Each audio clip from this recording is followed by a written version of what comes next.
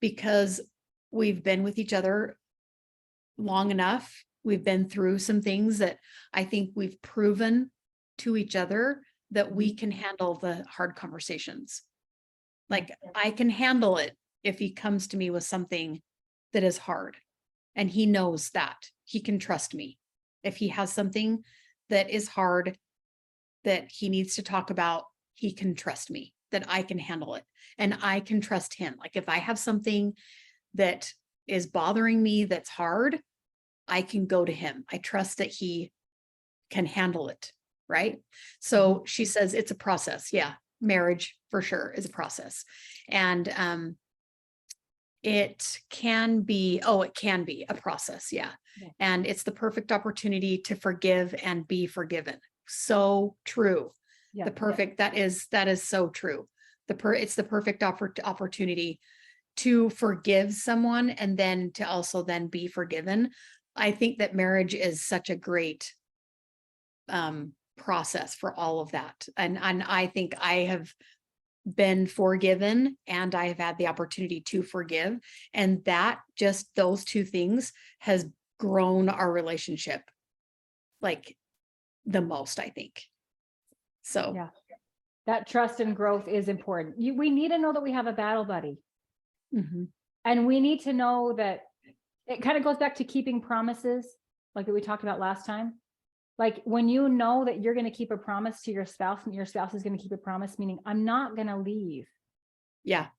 You can show me your ugly parts and I'm not going to leave you for it, because if you can't show it, if you can't talk about it, you can't fix it.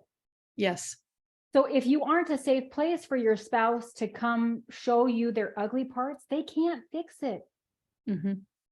And if you can't show them your ugly parts, you can't fix it. So this being honest, keeping your promises and being honest is so important. And then I think that this brings up a good point. When you've made a mistake, when you've done something against like that you're proud of or like whatever, go confess that. Confession is about being honest. Like there is so much power and growth that says, babe, I should not have said that. Either it was out of line to say it, or I just wanted to be hurtful saying it, or I've thought about it. It's not really how I feel. I just was, angry, or I was scared, or maybe I held back. This was my thing. I wasn't totally forthright, right? Because I was judging, honestly, I was judging myself about what I felt. So this is how I really feel about it. Like this is the full truth about how I feel about it. I thought I was going to be okay with it, but like that's my thing, is I always think I'm a bigger person than I am. So I'm like, no, it's totally cool if you go do that. And then later I'm like, I'm so angry. Like, so then I have to own that. I have to own, like, I did say that you had my blessing. Yes. And now that we're in it, I know that this is a game that girls around me and I have played. I'm going to give you my blessing, but I'm going to want you to refuse anyway. I'm going to want you to do a different behavior anyway, because you're my friend, or I should love you, or you're right. Like that's a thing. I know that's a thing.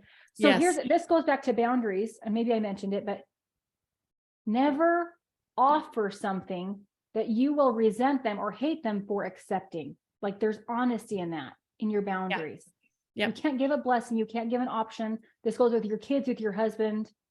Like if you're going to weaponize it later, don't offer it. That's not fair. That's not honest. Yeah. Don't play games, and the dating games and the wife and the husband game. Don't play games with him.